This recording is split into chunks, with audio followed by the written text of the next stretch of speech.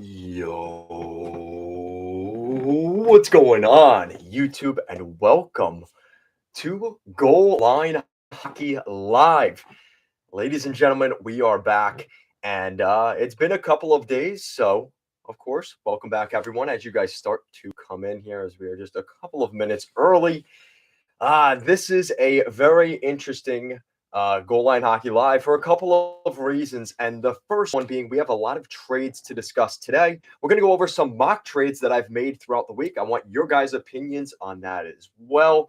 And who do I think is going to win the Central Division? And the reason we're talking about that is because tonight we are going to be putting a main focus on the Winnipeg Jets and the Colorado Avalanche matching up for their first of two meetings this weekend. They meet tonight in Winnipeg, and of course, Colorado heads to Winnipeg tomorrow. What's up, Morgan? Hey, what's going on? Let's go. Here we go. Let's go, guys. I hope Colorado loses. So PJ already coming in here.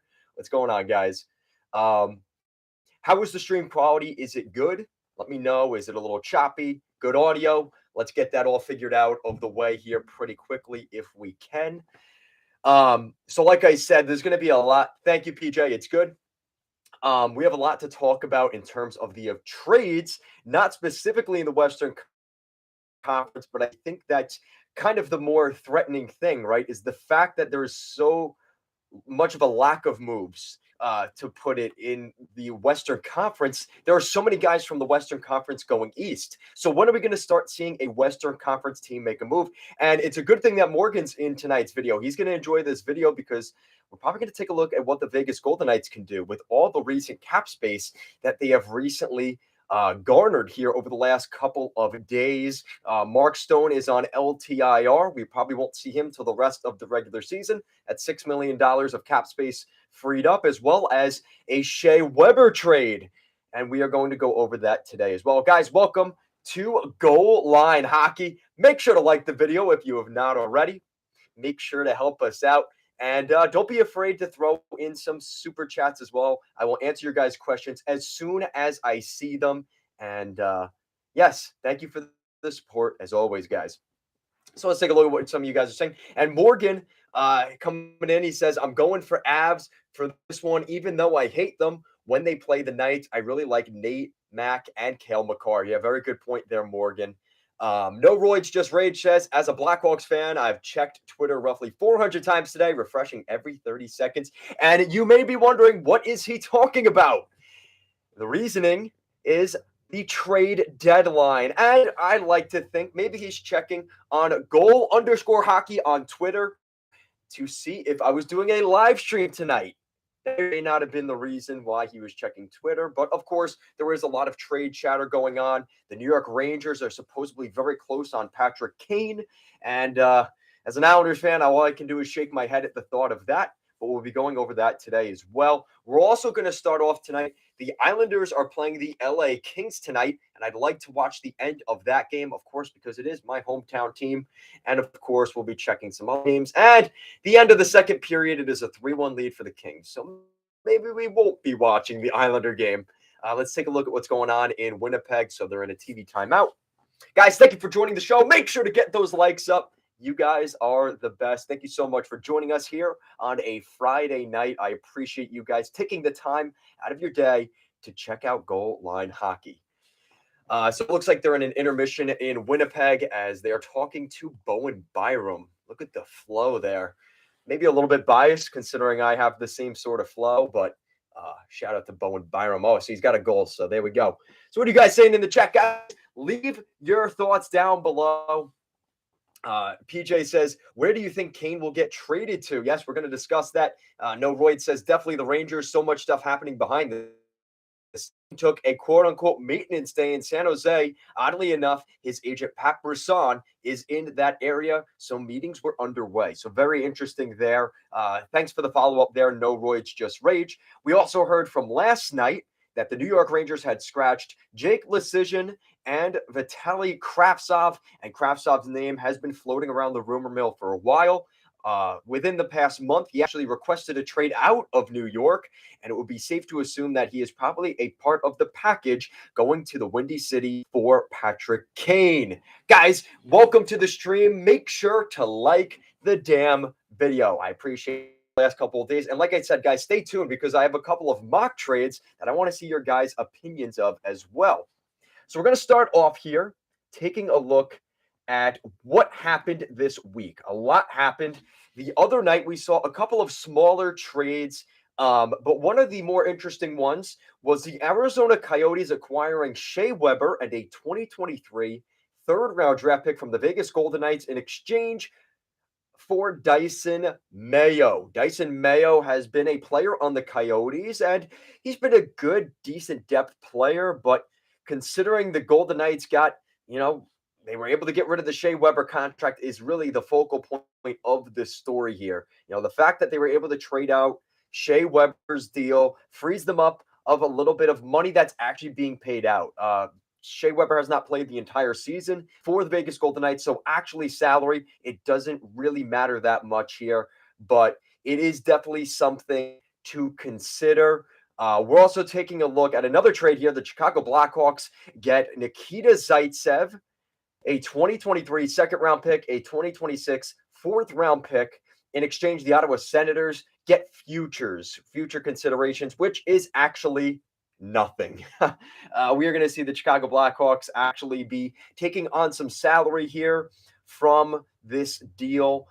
It's one of those things that, again, is not an ideal situation. You're taking on some salary there. It's not the best, but it's one of those things that I think when you're looking at this long term, Ottawa's freeing up some salary here to potentially make a move. So when I look at this long term, I think this is a great acquisition here for the Chicago Blackhawks in the sense that they get a second-round pick and a fourth-round pick for taking on a contract. So it's really not a bad situation for them here. So that's those are the two smaller trades. Of course, the biggest trade of the week so far has been the Washington Capitals, the Boston Bruins, and the Minnesota Wild. And I'm going to start answering some of your guys' questions as well. I just want to catch you guys up with some of the trades. Dmitry Orlov is the featured part of this trade, and Garnet Hathaway going to the Boston Bruins with Andrei Svetlikov. In exchange, the Minnesota Wild acquire a fifth-round pick in 2023 from the Boston Bruins. The Washington Capitals acquire some futures and Craig Smith. They acquire Craig Smith, a 2023 first-round pick from the Bruins, a 2025 second-round pick from the Bruins, and a 2024 third-round pick, all from the Boston Bruins. Overall, this is a very nice trade for the Boston Bruins. The Bruins are able to pick up a really good player in Garnet Hathaway, kind of a tough sandpaper guy to play against. Dmitry Orlov, who's a good mobile power play type defenseman. He's going to add some depth to that blue line there in Boston. For the Washington Capitals, they pick up futures. And what's the most interesting thing here for the Washington Capitals is they are now officially a part of the Jacob Chychrun sweepstakes, as it appears as now they have their own first-round pick and the Boston Bruins first-round pick, which seems to be drawing some interest potentially to the Washington Capitals bringing in Jacob Chychrun. So that's kind of an interesting report. We'll see what happens if anything more comes of it for the Washington Capitals. But keep an eye on Jacob Chychrun potentially going to the Washington Capitals. So let's take a look at what some of you guys are saying here in the comment section. No roids. Oh, no, let's start off a little further back. Morgan says, I could see my Knights get a guy like Timo Meier, Patty Kane, maybe Brock Besser, Jacob Chychrun, or Jonas Korpisalo. Great point there by Morgan, throwing in Jonas Korpisalo. I think Jonas Korpisalo is such an underrated guy right now going into the trade deadline. Probably the best goalie available if you don't include guys like Thatcher Demko or John Gibson, who I think those guys would likely get moved in the summer. This is a really good chance for the Golden Knights to pick up a solid goaltender. It's nothing against Laurent Brossoit or Logan Thompson. It's just if they see themselves as a cup contender, they're not winning a Stanley Cup with those guys. Jonas Korpisalo's stats recently have been incredible. One of the best goaltenders in the National Hockey League here over the last couple of weeks. And this is something that is definitely not gone unnoticed. A lot of teams have shown a lot of interest in Korpisalo out in Columbus, and that is definitely a guy on a lot of teams' radar. In terms of Timo Meyer, I think that's less likely, especially the fact that the Sharks are a very close rival. If you ask fellow member here of Goal Line Hockey, Shaka, he is a big Sharks fan, and I think a lot of Sharks fans have a hard time accepting the idea of Timo Meyer going to their crosstown rival, Vegas Golden Knights. I just don't see that as a real possibility. It's not impossible. I just don't think it's very likely. In terms of Patrick Kane, I hate to say it, same thing that No Roids Just Rage. I'm kind of going to go along with him here. I really think that he is destined to go to the Rangers. And it's not that I don't think he'd accept a trade to the Golden Knights. I think he just really wants to go to the Rangers. He wants the bright lights of Manhattan. He wants to be a part of that, on the way to the game, picking up a New York hot dog, a little bit of mustard and Sabrett on it. That's what we're looking at with a guy. Hey, Ronald Shaka, welcome to the chat. That's what we're looking at here with the Vegas Golden Knights. Is I really think in terms of a forward, I'm still having a hard time seeing who they're going to pick up because I think a lot of their options just aren't going to work. I do like Jonas Korpisalo, though, to Vegas. I think that would be a great pickup for them. What else do you guys got here? No Roids Just Rage says, I'm happy the Hawks got Zaitsev for nothing and received a nice 22nd round pick. That pick will be great since this draft is so deep. Yes, that's a very good point. No Roids Just Rage. Chicago is using up their cap space and getting more draft picks, which I think is a perfect spot for them to do more of this here over the next couple weeks. Guys, welcome to the chat. You guys are awesome. And of course, I'm going to continue to answer your guys' questions, but if you want me to answer them right away, make sure to throw in that super chat. I will answer your question right away. Right now, we're watching the Colorado Avalanche, a 4-1 lead, making a statement here in the first period, going into the second period with a 4-1 lead in Winnipeg over the Jets. And thank you guys for the likes. You guys are awesome. I'm going to try and keep up with everything you guys are saying. But we're going to keep going here. I have a couple of really good mock trades that I want your guys' opinion on here throughout the show. So stay tuned for that. I'm really excited to give you guys some of those picks because some of them I really genuinely like. I think some of these mock trades make a lot of sense. We have a couple of 3-team trades, which we've been seeing a lot recently. So like I said, guys, stay tuned and make sure to like the damn video. Do not come into this chat and not like the video. Of course, guys, thank you so much for joining us here on a Friday night. So another interesting thing with the Timo Meyer situation, and this is from Shaka, great point here. He says, Patrick Marleau getting his number retired tomorrow. Thoughts on if he is a Hall of Famer or not? Guys, thank you for the likes. Yeah, I definitely think he is worthy of a Hall of Fame spot. It's tough, though. That list is getting quite long of Hall of Famers, but it is definitely something that is going to be, at the very least, in the consideration. I don't know if he's a first ballot Hall of Famer, but he will be in that conversation. Shout out to Patrick Marleau. And another interesting tidbit we've heard is that he is linked to potentially getting a job in management up there in San Jose. Shout out to Patrick Marleau. And another hearing, a little bit of, in terms of maybe wanting to not deflect attention from Patrick Marleau weekend, we are likely not going to see a Timo Meyer trade here. The rumor is, again, this is all rumor here earlier from Elliot Friedman and the 32 Thoughts podcast. Basically, they don't want to spoil Patrick Marleau weekend, and we likely won't see a Timo Meyer trade. Again, never say never with these type of things, but we may see them wait a little bit longer in terms of making that trade for Timo Meyer, just a little bit longer, because now that I think some teams that are getting those multiple first-round picks like Washington, St. Louis, are going to potentially find themselves right in the heat of the trade market for guys like Timo Meyer and Jacob Chychrun. So not only is it Patrick Marleau weekend, but I also think that they are looking to maybe, and keep this about Patrick Marleau this weekend. And as we get to next week, more about Timo Meyer and a potentially big blockbuster out there in San Jose. So those are my thoughts on not only Patrick Marleau, but I also spun the little bit of a Timo Meyer loop into it as well. What's going on? Ali Desh, welcome to the chat. Morgan says, hey, do you see traded to Vegas who do you see traded to Vegas other than Corpusalo. I've really had a hard time with that here, Morgan. I think it's one of those things where I think they want the flashy names in Vegas, and truthfully, there's a couple of guys that should definitely be on the Golden Knights' radar. But I just don't think they're a big enough draw, right? Like the only guys that I see as a real draw going to Vegas are Timo Meyer and Patrick Kane. And I think both of those guys already are going somewhere else, truthfully. And I just don't think it's going to be in Vegas's favors going into this deadline for getting that big name.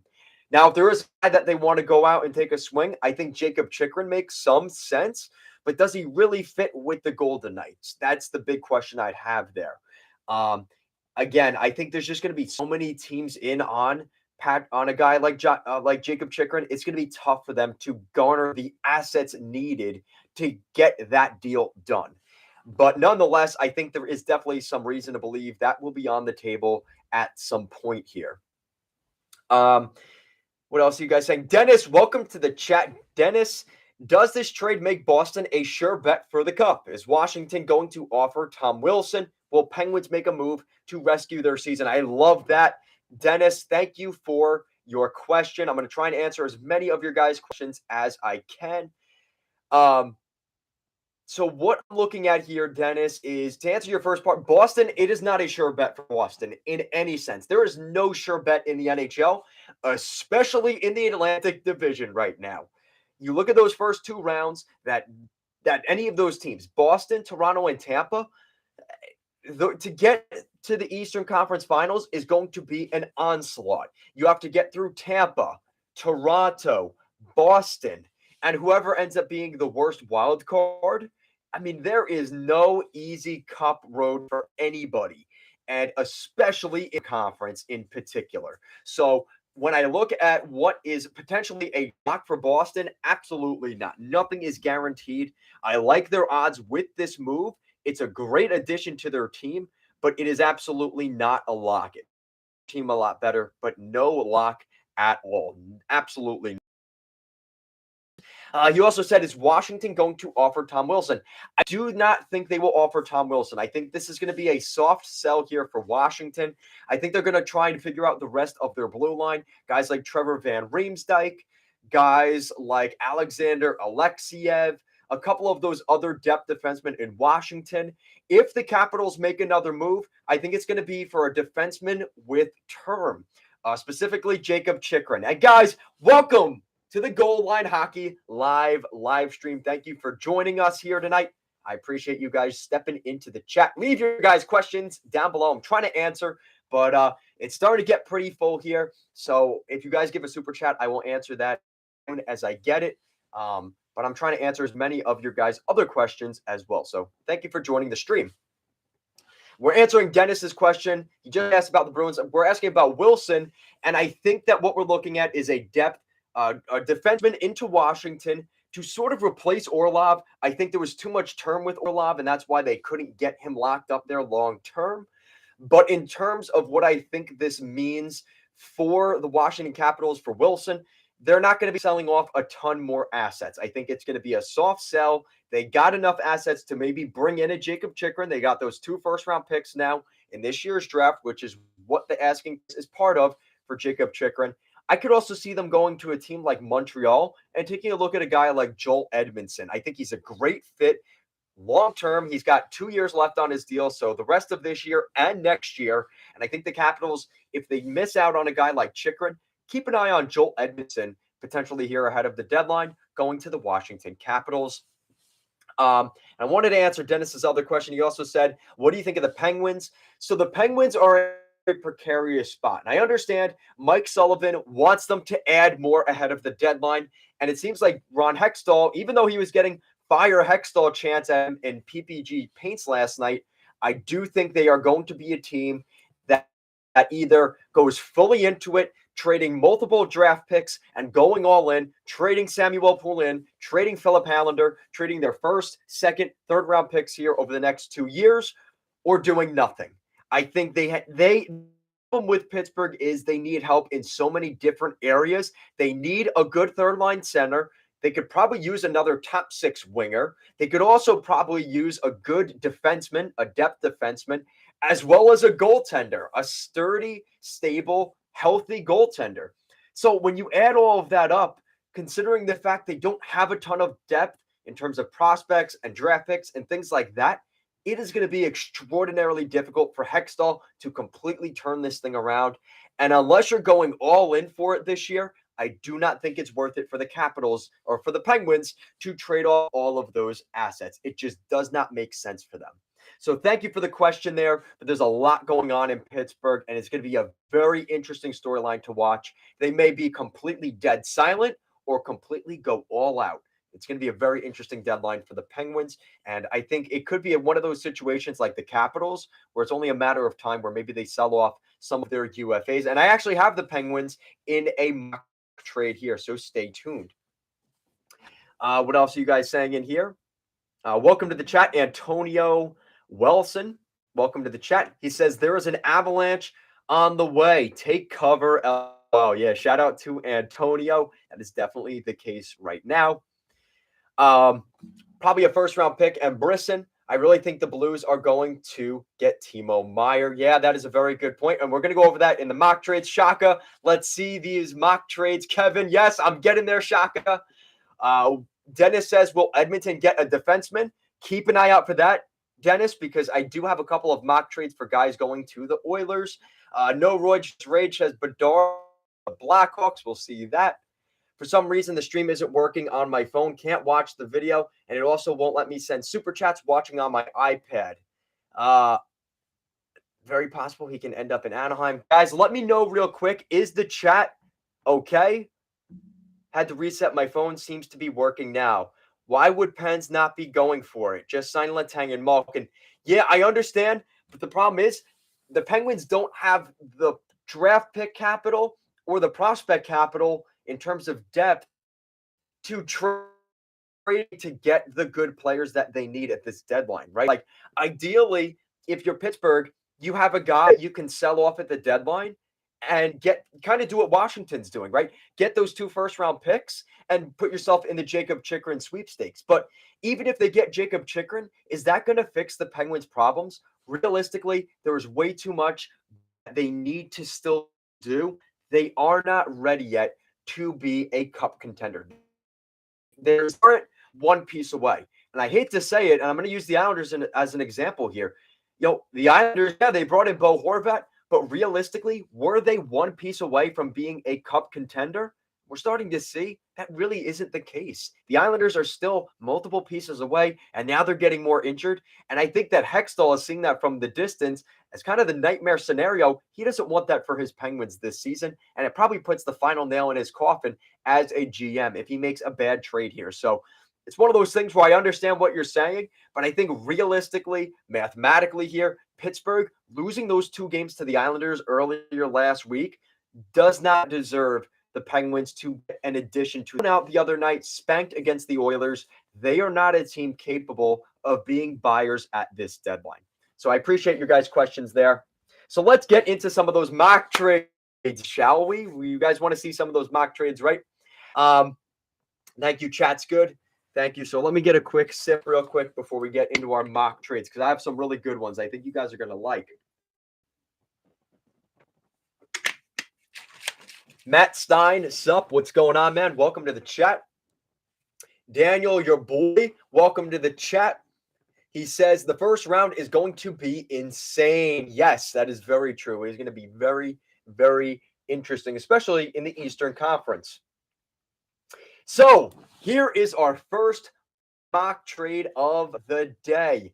So this is kind of one that I want to see what you guys think of it. There's just so much involved in it, and it's not really done. And I'm kind of afraid to even put this one up because it's not really done.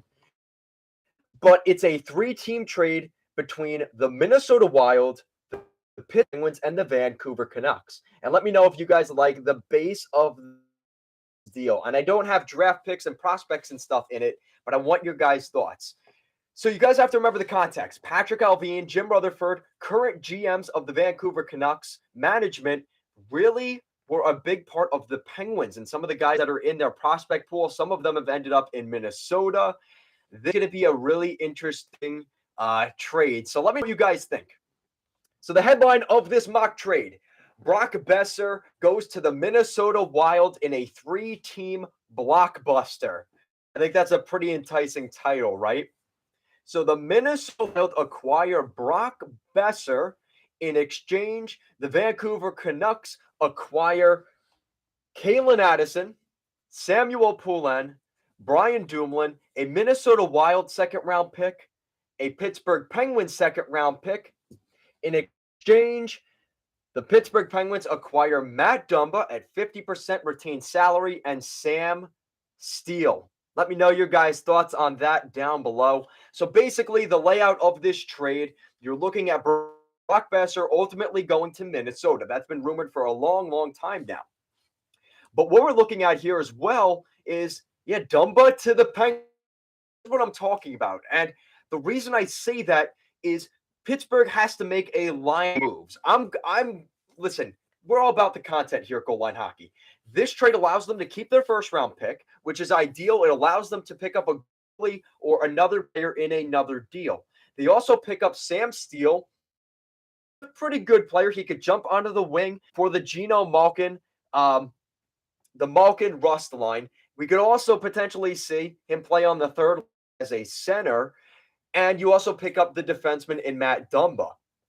Now, again, the thing is, I've also got the idea of maybe Luke Schenn going to Pittsburgh in this deal. They've been linked to Luke Schenn. It would probably cost them just a second-round pick, and it might not cost them guys like Samuel Poulin. Now, the thing is, Brian Dumoulin, they have to trade out a contract. Now, Brian Dumoulin, I believe, is on LTIR, so maybe cap-wise, it might not matter. Maybe that means that you have to end up trading out Jeff Petrie. Now, again, if Pittsburgh's trading out Jeff Petrie, well, what's the incentive for Vancouver to take that contract? They need to get to the cap floor, and Pittsburgh's going to have to incentivize them with another draft pick. It's not an ideal situation for Pittsburgh. They have to move some money out. Kasperi Kapanen was put on waivers today. That's going to clear up some cap space. They have to move somebody else. Whether it's a guy like Jeff Petrie or Brian Dumoulin, they're going to have to move out another contract in order to make that deal work. So overall, it's a big mishmash of draft picks and prospects being thrown around. I even have one. It's not fully done. I have the idea of even that going to Pittsburgh. That would be a blockbuster. But again, the amount of just assets involved to make Demko going to Pittsburgh, it's a mind job. It is a massive trade.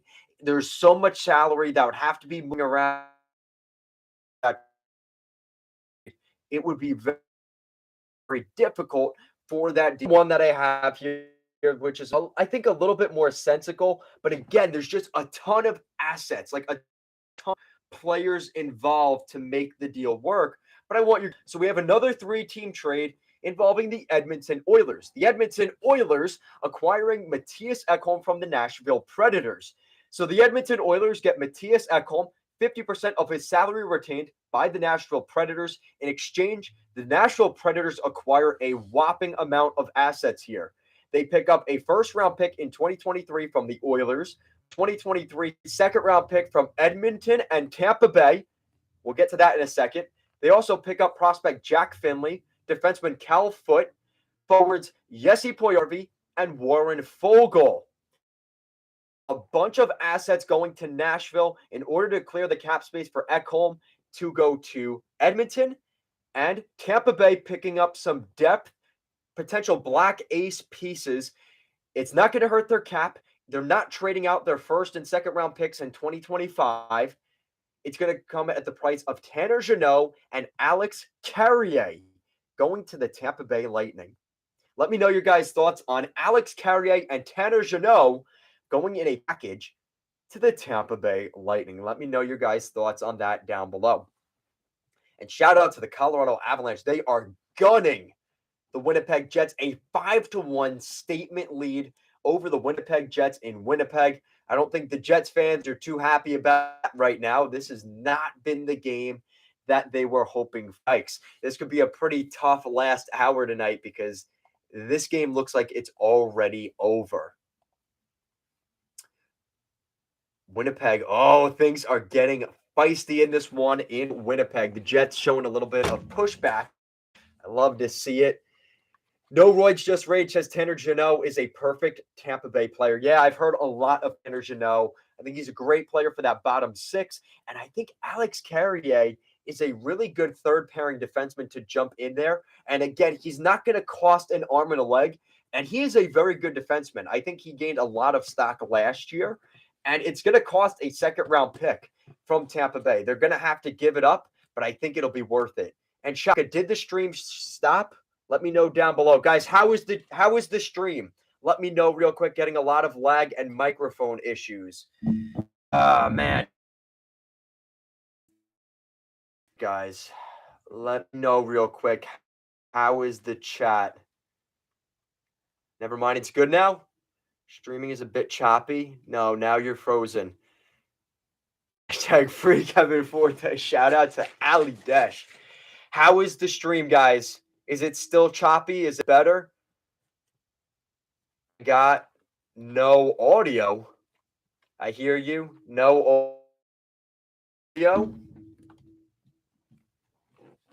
How is it now, guys? Sorry about that. This happens every time after like 30 minutes. Yeah, you're right, Shaka.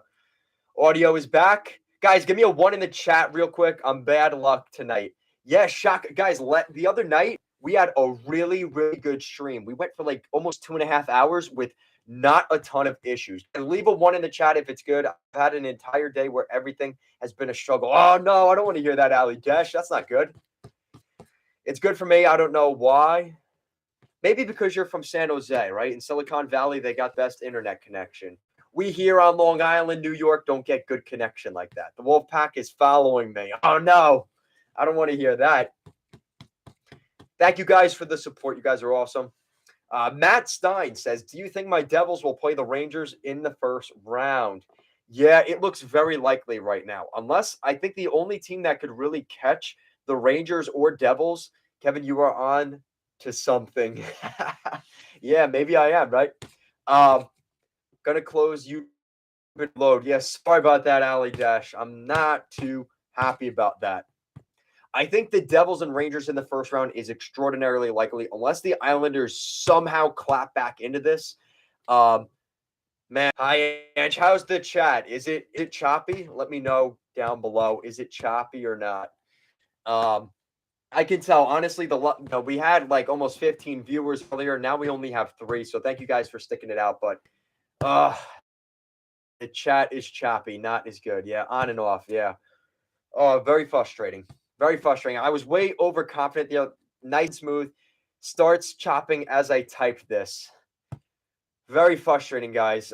If I have to, I might close it and re-upload it. We'll see how it goes. My roommate is a Rangers fan. Can't wait until he becomes disappointed. Yeah, I think it's going to be Rangers Devils, and I hate to say that.